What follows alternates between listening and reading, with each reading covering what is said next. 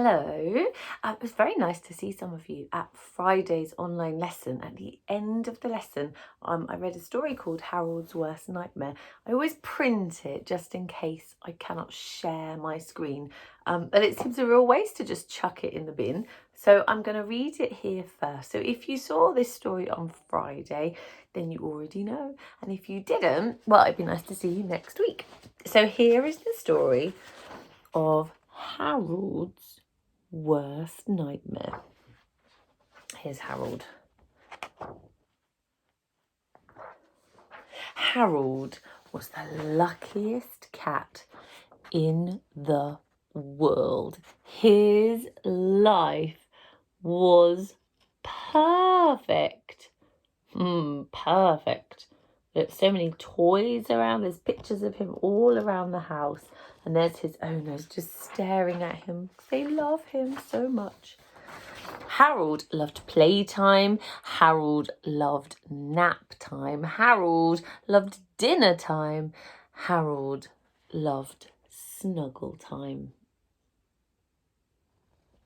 One day, the humans brought home a box. Harold loved boxes.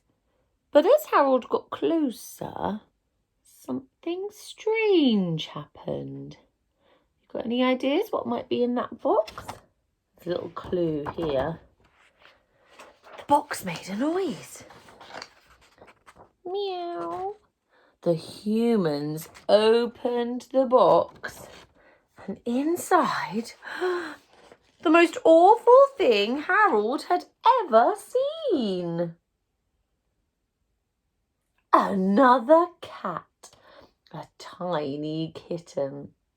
Harold's worst nightmare. Oh dear. Muffin was his name. Muffin ruined playtime. Muffin ruined nap time.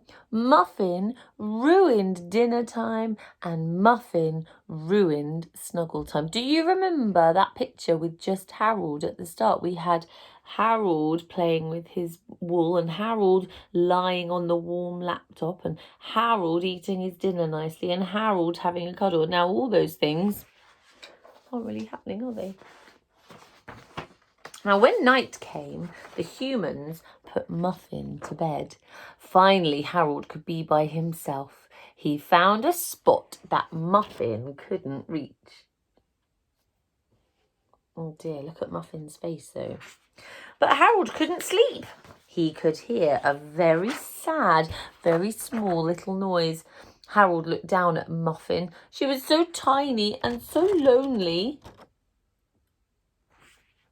Suddenly, Harold remembered being that little and feeling scared. He crept down from his hiding place and Harold snuggled next to Muffin and soon they both fell asleep.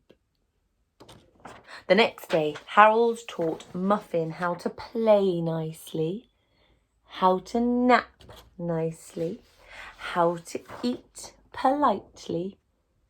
And in the afternoon, Harold and Muffin both found the perfect spot for snuggle time.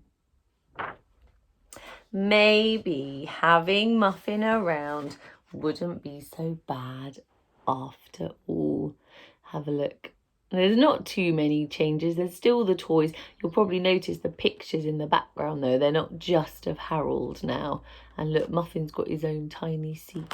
And the last picture, look, has the two of them playing really nicely.